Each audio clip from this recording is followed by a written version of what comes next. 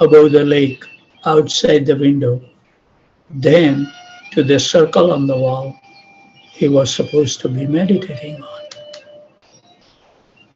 Harvey, in his own words, expressing, I went to my room. The rain was increasing and beating against the windows. It was peaceful, and I was glad to be alone. I read for a while. Suddenly, I sensed someone standing in the doorway. Looking up, I saw it was the Swami. He was wrapped in his pink blanket like a shawl. Quote, can I come in? He asked. I nodded yes. And he asked if he could sit in the chair in the corner. Quote, what are you reading? He smiled. Kafka's Diaries. I replied, feeling a little embarrassed. Oh, he said, and I put the book down. He asked what I was doing at the ashram and if I was interested in yoga. Quote, what kind of yoga are you studying? Unquote. I don't know much about it, I answered. Quote, but I think I had liked to study Hatha Yoga. Unquote. This didn't impress him. Quote, there are better things than this. Unquote, he explained. Quote, there are higher, more direct form of yoga. Bhakti Yoga is the highest. It is the science of devotion to God. Unquote. As he spoke, I got the overpowering realization that he was right. He was speaking the truth. A creepy aesthetic sensation came over me that this man was my teacher. His words were so simple, and I kept looking at him all weekend. He would sit so calm and dignified with warmth, and he asked me to visit him when we got back to the city. Dr. Mishra would give lectures carrying the impersonal interpretations of Bhagavad Gita according to Shankara. And Prabhupada, when allowed to speak, would counter them. Once Prabhupada asked Dr. Mishra to help him in spreading Lord Chaitanya's movement, but Dr. Mishra sidestepped Prabhupada by saying that he considered Prabhupada an incarnation of Chaitanya Mahaprabhu and therefore not in need of help. Prabhupada replied that since, quote, Mishra, unquote, was also the name of God Chaitanya's father, Dr. Mishra should help spread Lord Chaitanya's movement. Srila Prabhupada offered to engage him in checking the Sanskrit to his translation of Srimad Bhagavatam, but Dr. Mishra declined, a decision he later regretted.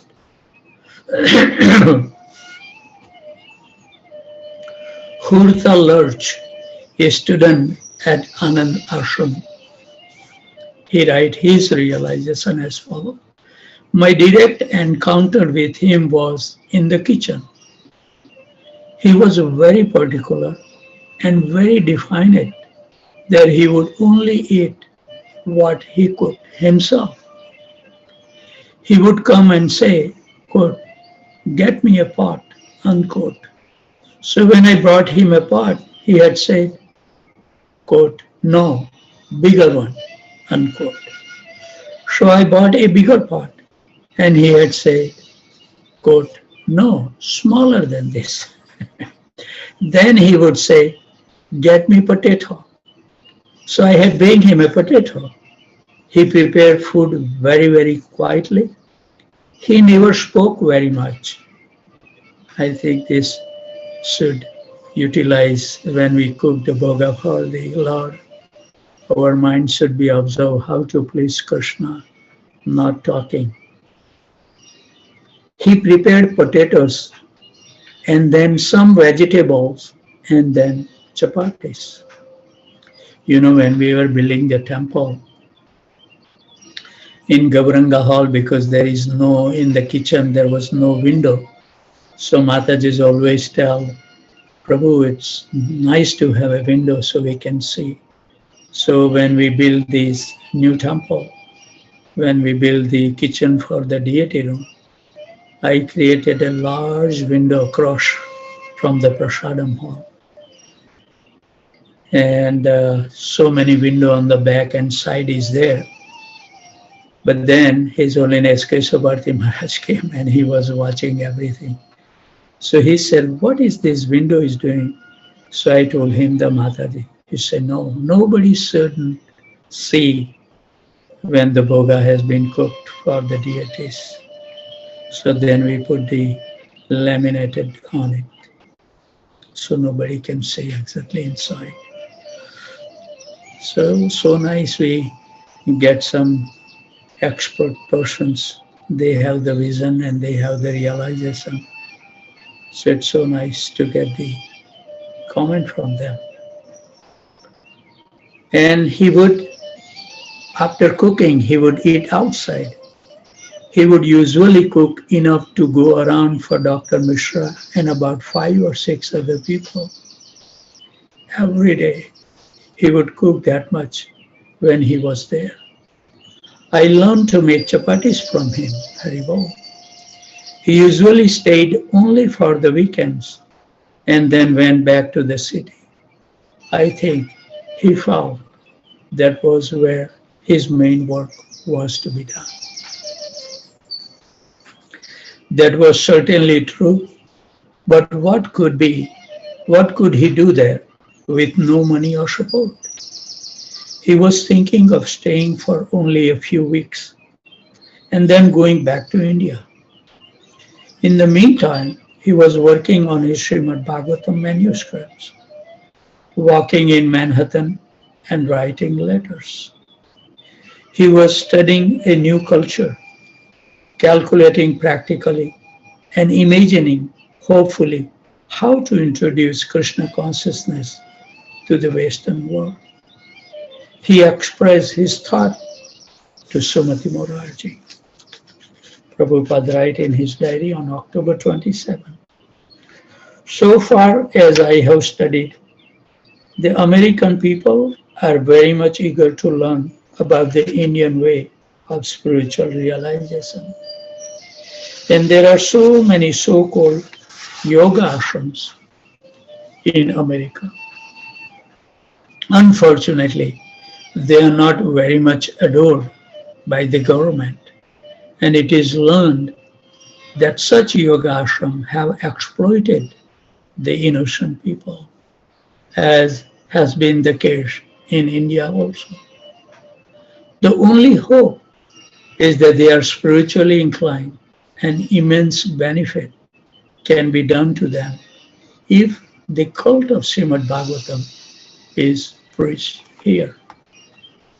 Srila Prabhupada noted that the Americans were also giving a good receptions to Indian art and music, quote, just to see the mode of reception, unquote. He attended the performance of a Madrasi dancer, Bala Saraswati. I went to see the dance with a friend, although for the last 40 years, I have never attended such dance ceremonies. The dancer was successful in her demonstration.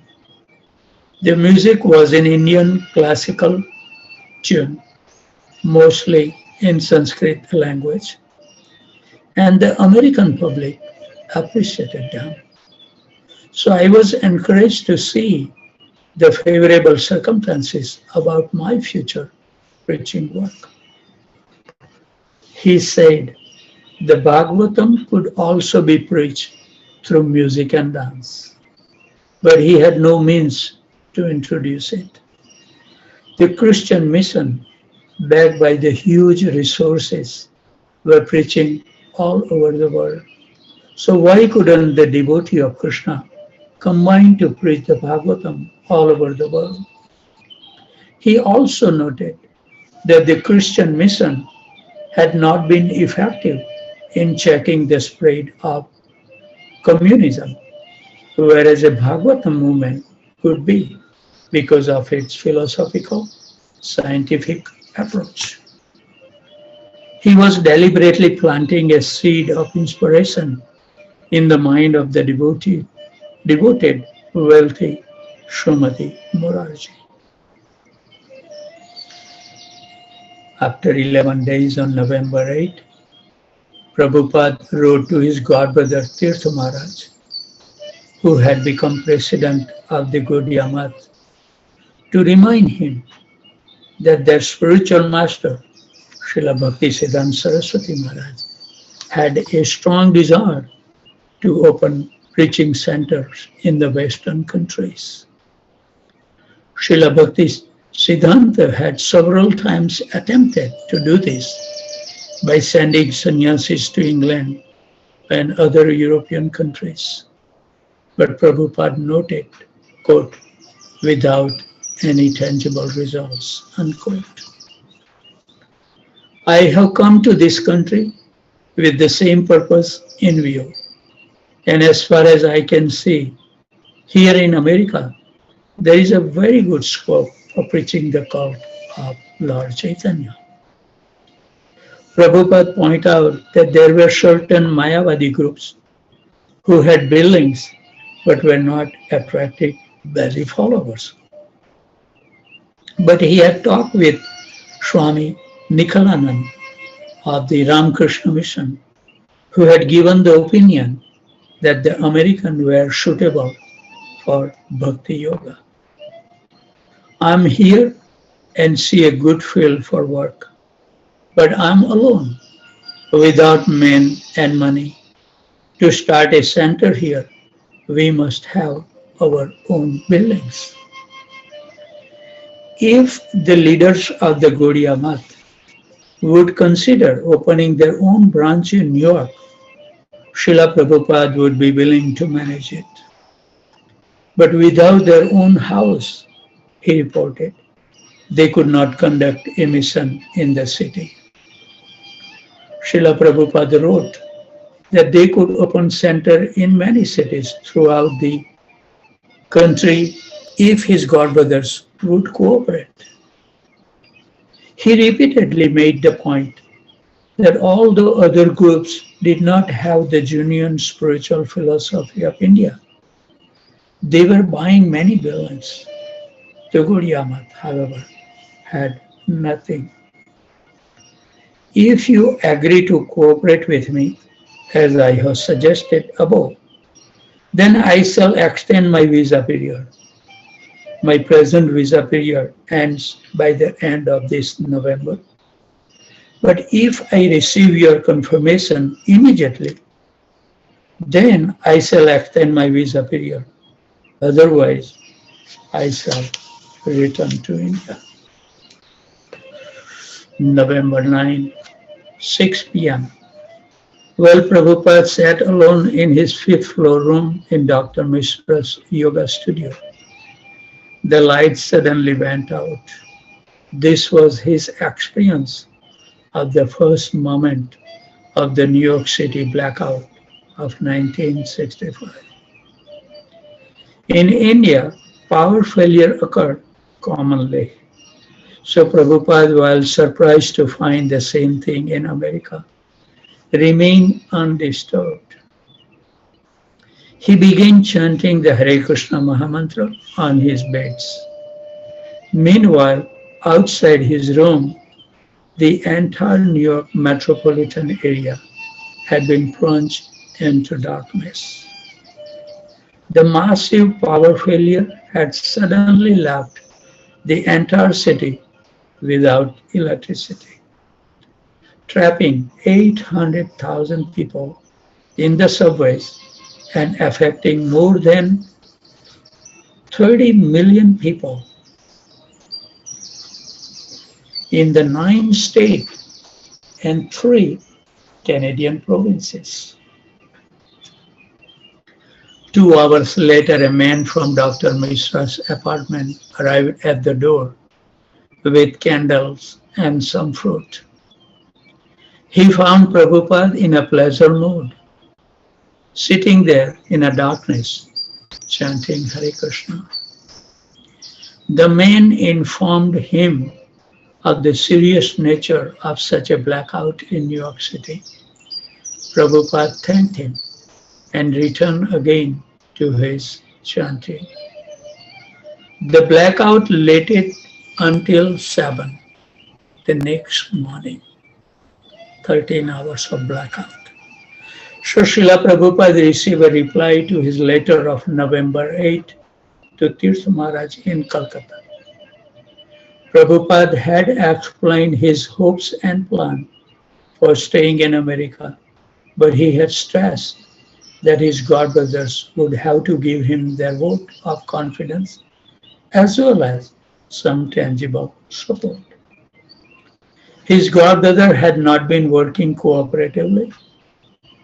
Each leader was interested more in maintaining his own building than in working with the others to spread the teaching of Lord Chaitanya around the world. So how would it be possible for them to share Srila Prabhupada's vision of establishing a branch in New York City? They would see it as his separate attempt. Yet, despite the unlikely odds, he appealed to their missionary spirit and reminded them of the desire of their spiritual master, Srila Bhaktisiddhanta Saraswati Thakur. Their Guru Maharaj wanted Krishna consciousness to be spread in the West. But when Prabhupada finally got Tirtha Maharaj's reply, he found it unfavorable. His godbrother did not argue against his attempting something in New York, but he politely said that the Gaudiya Math fund could not be used for such a proposal. Hare Krishna. So Prabhupada replied as follows: "It's not very encouraging. Still, I'm not a man to be disappointed." Hari Bol. In fact, he found a little hope in Tirtha Maharaj's reply. So he described to his godbrother the property he had recently found for sale at 143 West 72nd Street. The building, only 18.5 feet wide and 100 feet deep, consisted of the first floor store, a basement, and a mezzanine. Prabhupada presented Tirtha Maharaj the price, $100,000, with a $20,000 cash down payment, and remarked that this building was twice the size of their research institute in Calcutta. Prabhupada conceived of the basement as a kitchen and dining area, and the first floor as a lecture hall, and the mezzanine as personal apartment, with a separate area for the deity of Lord Krishna. Appropriately, Prabhupada has described himself as, quote, a man not to be disappointed, unquote.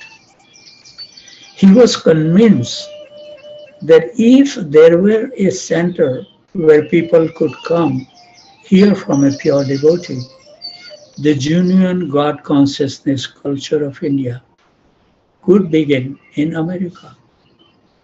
Yet, because he had made his plan dependent on obtaining an expensive building in Manhattan, his goal seems unreachable. Still, he was persistently writing to prominent devotees in India, though they were not interested in his plan. Quote, why should they not have, unquote, he thought. After all, They were devotees of Krishna. Shouldn't the devotee come forward to establish the first Krishna temple in America? Certainly he was qualified and authorized to spread the message of Krishna. As for the place, New York was perhaps the most cosmopolitan city in the world. He had found a building, not very expensive, a good location, and there was a great need for Krishna temple here to upset the propaganda of the Indian Mayavadis. The Krishna's bhaktas to whom he was writing understood Lord Krishna to be not simply a Hindu deity, but the Supreme Lord, worshipable for the whole world. So they should be pleased to see Krishna worship in New York. Krishna himself said in the Bhagavad Gita, quote, "Give up all other duties and surrender to me," unquote. So if they were Krishna's devotees, why would they not help? What kind of devotees was it who did not want to glorify the Lord? Hari Bol.